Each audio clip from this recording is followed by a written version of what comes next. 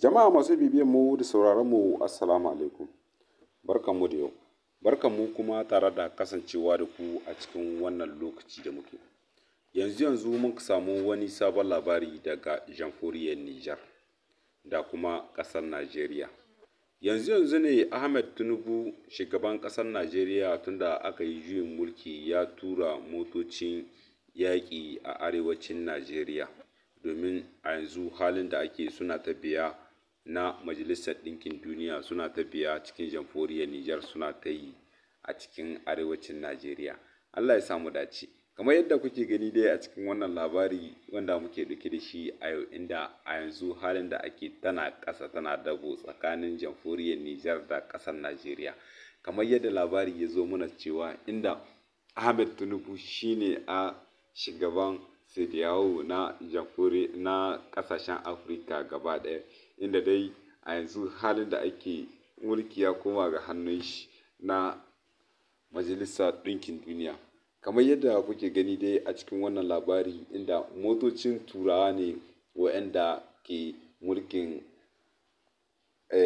ƙungiyar ta Sediyawo, inda a yanzu halin da ake shugaban ƙasar Najeriya Ahmed Tinubu ya kwashe su kuma ya turo sammaci domin su gaggauta kwashe kayansu daga cikin jamhuriyar Nijar su koma arewacin Najeriya.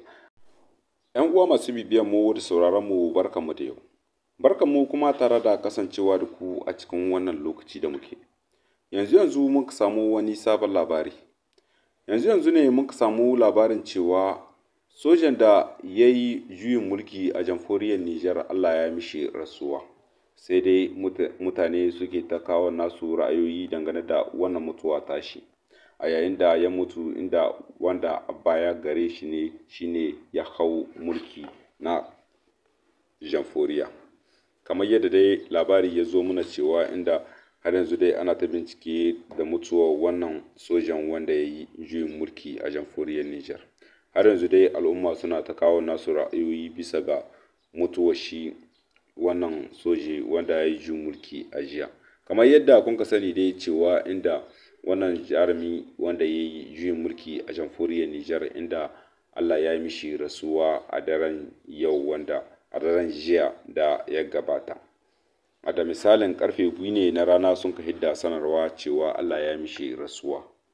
Akwai wasu majiyoyin labarai wayanda suke tabbatar ma al'umma da cewa wannan an kashe shi ne domin a samu a hauda wani bisa ga mulki na jamhuriya. Allah ya samu dace, kuma Allah Ubangiji ya sa mu gama da duniya lafiya. Wannan shine gaskiyar lamari da yake faruwa a cikin jamhuriyar Nijar a halin da ake. Mai sauraro, idan yau ne ziyararka wannan shafi namu, kar ka manta da ka danna mana subscribe kuma ka danna alamar ƙararrawa ta yadda da zarar mun ɗora shirye-shiryenmu za ka same su akai-akai. Muna godiya matuƙa bisa bibiyar da kuke yi muna har kullum. A yanzu kuma za mu shiga cikin labarin da muke ɗauke da shi a yau. Har yanzu dai al'umma garin Yamai suna ta ƙone-ƙone da kuma swace-swace da ɓannata abubuwa da dama a cikin garin Yamai.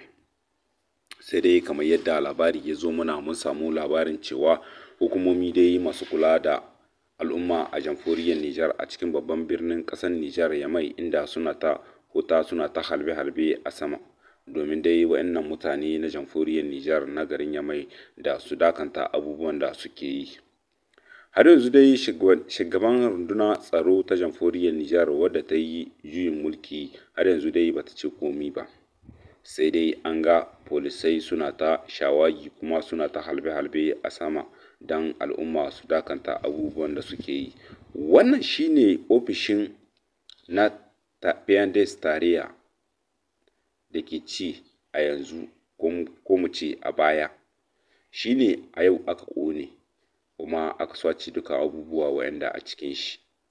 Mai sauraro, idan yau ne ziyararka wannan shafi namu, kar ka manta da ka danna mana subscribe kuma ka danna mana alamar ƙararrawa ta yadda da zarar mun ɗora shirye-shiryenmu za ka same su akai-akai. Muna godiya matuƙa bisa bibiyar da kuke yi muna har kullum. A jamhuriyar Nijar, babban hafsan sojoji na jamhuriyar Nijar wanda ke bisa kan karagar mulkin hukumar jami'an tsaro na PDS a jamhuriyar Nijar, inda ya goyi bayan sozawan jamhuriyar Nijar waɗanda sun yi juyin mulki a jiya. Yanzu ne dai wannan labari ya zo muna cewa inda babban hafsan sojoji na jamhuriyar Nijar ya goyi bayan wayannan sojoji wayanda suka yi juyin mulki a cikin kwana biyun nan. Kamar yadda dai ake ta cece-kuce bisa ga wannan mulki wanda aka amsa ga shugaban ƙasa, shugaban jamhuriya Bazoum Mohamed, inda shi ma kan shi ya sanya hannu kuma za a ci gaba da aiki tare da shi cikin zaman lafiya da kwanciyar hankali a cikin yankuna na jamhuriyar Nijar.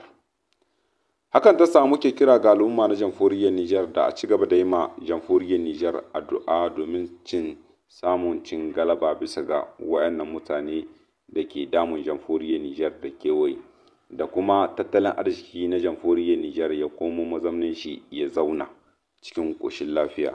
Al'ummar jamhuriyar Nijar kuma su samu ayyukan yi da kuma su kansu a ci gaba da yi musu addu'a domin samun cin galaba bisa ga muyagun mutane waɗanda ke damun su da kewaye. Allah ya samu dace. Labarai da muke samu cewa inda rundunar tsaro ta jamhuriyar Nijar wadda ta yi juyin mulki a jiya, inda ta sanar ma manema labarai da cewa dukkan wasu 'yan majalisa na jamhuriyar Nijar da sun kauce da wannan guri da suke.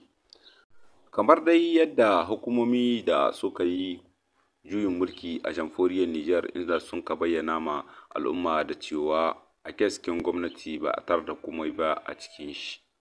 Kamar yadda dai labari ya zo muna inda wasu mutane suna ta kawo ra'ayoyinsu dangane da wannan al'amari dai wanda yake son ya faru a jamhuriyar Nijar. Wayannan kuɗaɗe dai an bincika ciki da waje ba a sami komai ba a cikin keskin gwamnati. Sai dai wasu suna ta kawo nasu ra'ayoyi bisa ga wannan al'amari dai wanda ya faru a fadar shugaban ƙasa. A halin da ake fadar shugaban ƙasar Nijar an bincike ta ciki da waje ba a samu komi ba na adadin kuɗi na jamhuriyar Nijar. To yanzu dai mutane suna ta kawo ra'ayoyinsu dangane da dai wannan al'amari dai wanda ya faru game da wayannan kuɗaɗe na jamhuriyar Nijar.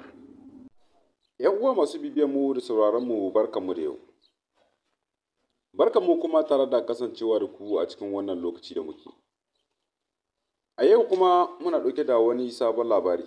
Kafin mu shiga labarin da muke ɗauke da shi a yau, idan yau ne ziyarar ku wannan shafi namu, kar ku manta dai da ku danna mana subscribe kuma ku danna mana alamar ƙararrawa da yadda da zarar mun ɗora shirye-shiryen mu za ku same su akai-akai. Muna godiya matuƙa bisa bibiyar da kuke yi muna har kullum. Yanzu ne mun ka samu labarin cewa a ofishin tarayya na babban birnin jamhuriyar Nijar Yamai, inda al'umma da ke yin zanga-zanga sun ƙone abubuwa da dama a cikin wannan ofishi dai na 'yan tarayya.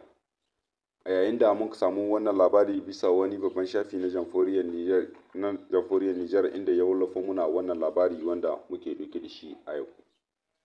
Kamar yadda dai bayanai ke nuni cewa inda an kwakwashe duka kayayyaki wanda a cikin wannan ofishi na tarayya a babban birnin jamhuriyar Nijar.